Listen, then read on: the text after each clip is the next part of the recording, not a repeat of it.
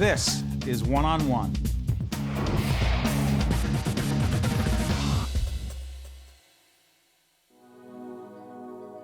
New York's a place where energy surges and you feel it when you walk around these streets. There seems to be a sense of purposefulness that captures everybody within the city. Over 220 different languages are spoken here on an everyday basis.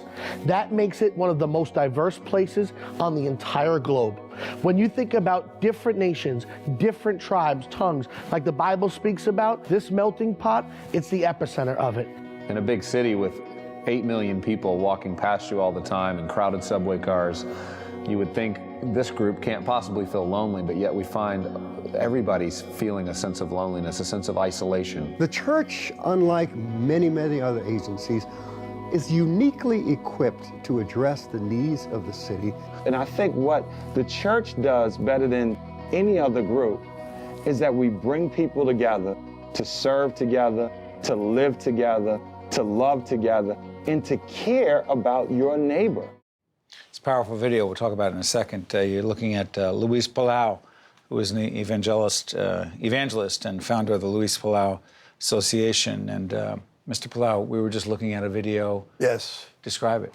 Well, I like the faces. We have a longer version. All sorts of New York faces, you know, lonely people, street people, classy people. And to me, we came to give good news. That's why our publicity says good news in the city.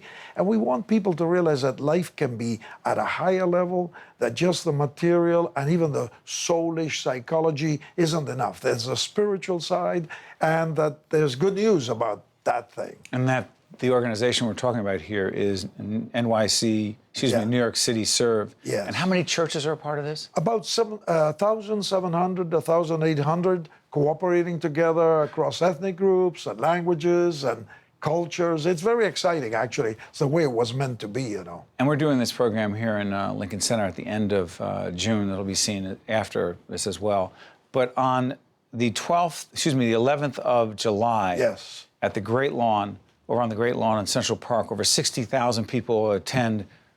Describe what's going to be happening. Well, what's been happening, for background, we've had about 100 events all over Jersey, the 5 counties, boroughs, and then Connecticut.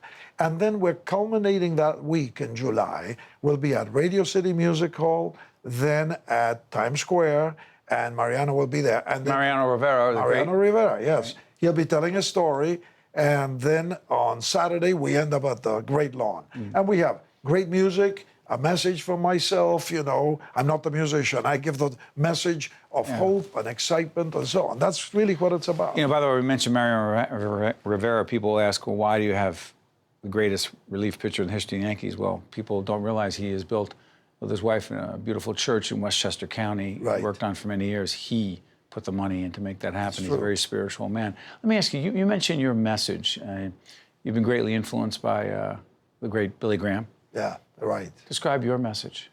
Well, it's basically the same. It never changes. I mean, St. Paul gave it out 2,000 years ago, and we better not divert from that.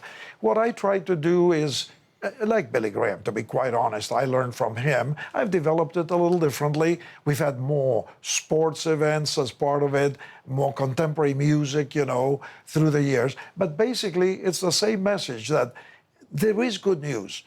For instance, I was thinking about the different people that I've seen in my life, you know. The other day in Connecticut, a fellow who was in the gangs, 15 years ago, came to a festival we had in Connecticut.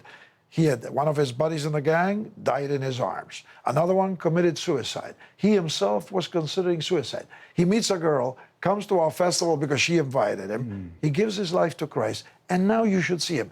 He and his wife drive Mercedes of the latest model, successful, 15 years out of the gangs.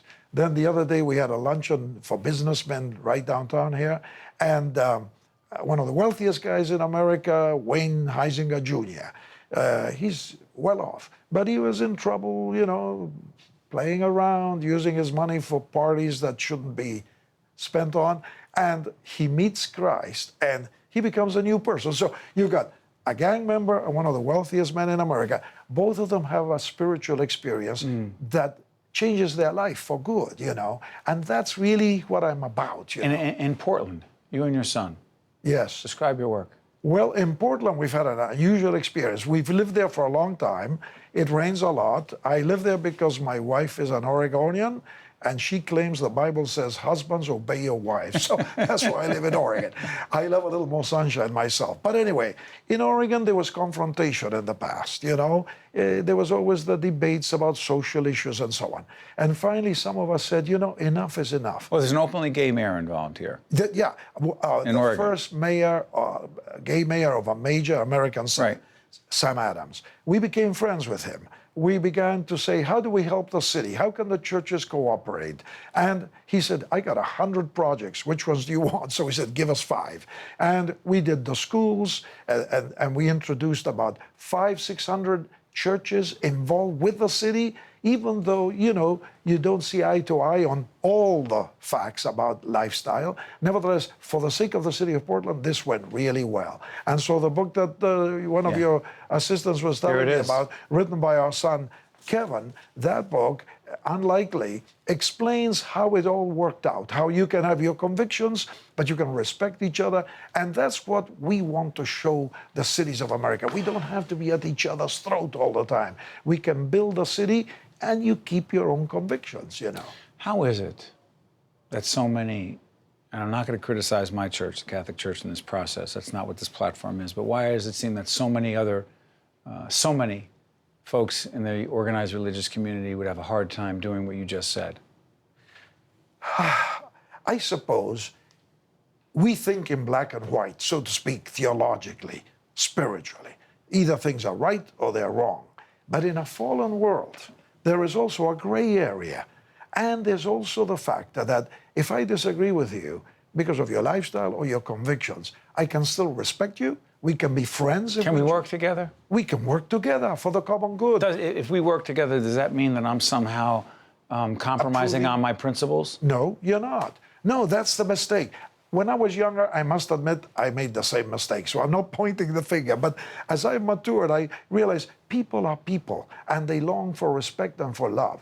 And we can work together for the common good even while we disagree on some of the vital convictions. And you don't give up your convictions to show respect to another person.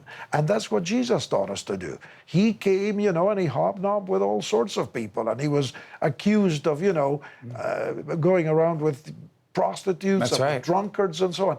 And he was. But it wasn't like he communed with them. He was there to help them enjoy life and face reality. Well, Mr. Palau, I want to thank you for joining us. And those stories, I'm sure, will be shared in the work that you're moving forward and doing and making a difference in the lives of others. We thank you for joining us. Thank you, Steve. Thank you very much. Stay with us. We'll be right back right after this. One-on-One with Steve Adubato has been a production of the Caucus Educational Corporation, celebrating over 25 years of broadcast excellence. This special edition of One-on-One with Steve Adubato is brought to you from the Tisch WNET studios at Lincoln Center. Funding has been provided by Hackensack University Health Network, United Water, Wells Fargo, MagnaCare, New Jersey Sharing Network, Kessler Foundation, and by Josh S. Weston. Transportation provided by Airbrook Limousine, serving the metropolitan New York, New Jersey area.